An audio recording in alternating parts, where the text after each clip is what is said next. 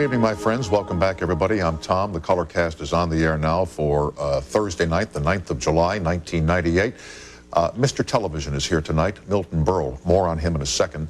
And a young man named Deontay Allen, whose life was changed because of a chance he took in going to a different school here in Southern California, and you on the toll-free line. I talked last evening here about TV in my youth, and I didn't mention Milton Berle because I knew he was coming on tonight. Milton Berle was called by those who wrote about him back in the 1940s, Mr. Television. Before Berle, television was a loose amalgam of network and local stations, and there was no compelling reason for people to buy a television set. They were expensive back in the 1940s, because aside from wrestling and game shows and sporting events, there wasn't all that much to watch. Most of the great stars at the time were still starring on radio programs in prime time. And in fall of 1948, from Studio 6B at Rockefeller Center in New York, all of a sudden there came a show called the Texaco Star Theater starring Milton Berle, who had been a great star of vaudeville and radio before television. But when he went on television, all of a sudden there was a reason for people to go out and buy television sets.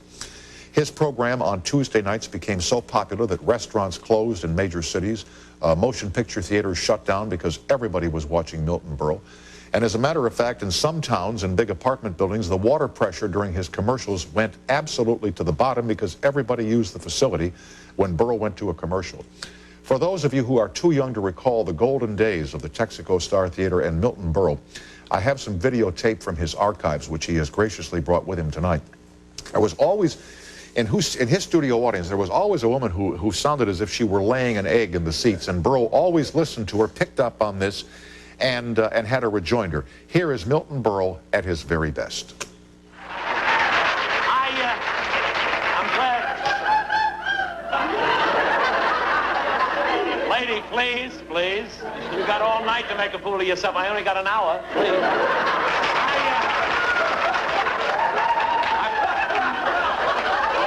Don't laugh, lady. I saw the poor fish you're married to.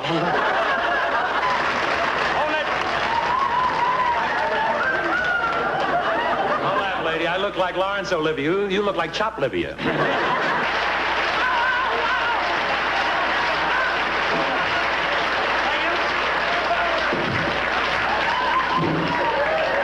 you. Don't laugh, lady. You ever see yourself in slacks?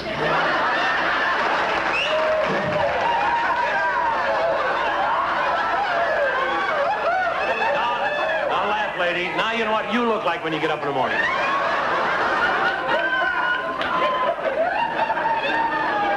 Don't laugh, lady. You and I go to the same plastic surgeon. Got your old nose. Milton Berle joins us shortly here, and you on the toll-free. Now, he has been Mr. Television for as long as there's been television, and this week comedy pioneer Milton Berle celebrates his 90th birthday.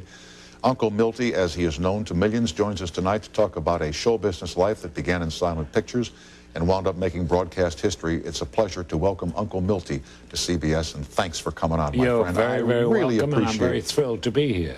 Now, the first television program you did, I read today, was not the Texaco Star Theater, but way back in 1929. You know somebody who told you that? Yeah, I do. You didn't guess? Did you guess that? No, you looked me up well, pretty I read good. your book. You read my book? Yeah, I read your book. Are you the one? Yeah. Okay. We got a crew here laughing at me. With you. Audience of 3. With you. With me, not against me. Right. You read my book. The question you just said, that I started television, everybody thinks, Tom, that I started television in 1948. Exactly, June 1940. Wrong. I started it by some quirk in 1929. I was appearing in Chicago, the Palace Theater, doing, I don't know, 6, 7 shows a day, knocking myself out. All of a sudden, a knock came on the door, and my mother, always with me, God bless her, opened the door, and there was a man standing there. I don't know how he got up there, but he got there. And she said, yes, what can I do for you? And he said, my name is Frank, I remember very well, Frank Sanabria. Pretty good memory? Not bad. If you ever saw my act, you'd know that. Anyway, laugh it up, please. Studio of 4 here. Anyway, so he come backstage, he said, Mrs. Berle, she said, yes. He says, I wonder if I can ask you a favor. My mother said, what is it? And he said, I have a little television studio over here on so-and-so street, and it was a storefront, not even a station. And in the back of the store, he had a camera, and he said, I wonder if you'd allow me to put Milton on the camera and do part of his monologue that he does at the Palace, right? Mm-hmm. My mother, of course, jumped at it. But first she said, what kind of station? He said, television. She looked at me, she said, and she looked at him, she said, what's television? Nobody knew, and I did. Well, he said, can I put him on the camera? And my mother grabbed everything. She was a real stage mother, pusher, loved her, adored her, worked hard. She said, of course. I didn't say anything. I couldn't. She went like this. What are you doing? So I went over there, and it was a storefront, and in the back he had a camera, and it was an experimental show. Oh, sure. Nobody got the show. Like how many people do you think watched it? Do you have any idea? My mother and myself. That's possibly. Well, how many TV sets were there in Chicago? 12, 15? Yeah. And at that time, then they put me in. This is the biggest payoff. Here you have a gorgeous place. They put me in a room or in the studio, and they started putting makeup on me. Black makeup on my teeth. They didn't know. They put black makeup on my lips. I looked like Theda Barra, a Pola Negra, like that. I looked like I was in drag then, which is 1929. And nobody in the audience, just a staring group. Right. No, there were no people there. Well, it was all experimental. They were just trying it out. Like you have here with these guys. They stare. They don't laugh. Yeah. Anyway, I laugh I laugh at your clothes. Anyway, so I went on the camera. Yeah. And I had no audience. How could I timed it the way I timed it in vaudeville. Yeah. Oh, I want to tell you a funny thing happened. I was walking down the street. A fellow walked over and I was talking fast and all that, waiting for laughs. Silence.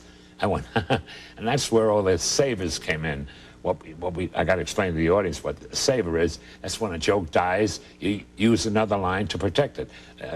Let's leave an 8 o'clock call for the audience. You blame it on the audience or you blame it on yourself. Is this an audience or an oil painting? Whatever. So I kept doing those, right? The one-liners. Yeah. But I want to tell you. But I want to do that. That was Hope, bless him. And we did it, and I looked at it. They had some kind of, it wasn't a kinescope, it was different than a kinescope.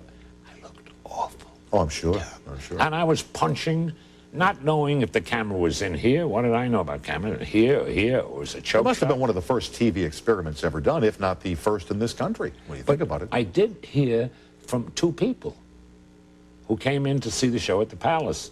The next day, they said, we saw you last night on that show. I don't know the name of the station, XYK or something. Yeah. And I said, my mother said, you saw him? Oh, that's wonderful. Yeah. My mother was exhilarated. She was so happy. You know, I mentioned that before you went to the Texaco Star Theater, you were a star of radio for Texaco.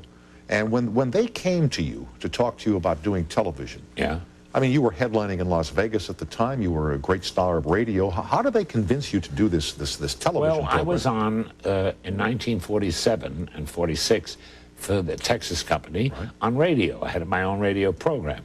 And in 1948, at the beginning, somebody from the agency or the network, NBC, pardon me, word. That's okay. That's right. And they said, some big boss said, we'd like to go on television.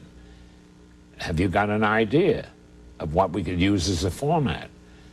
And I said, well, the only idea I have is what I've been doing for the past 45 years, and that's vaudeville, and put on a vaudeville show where I would be master of ceremonies, do a monologue like you did earlier,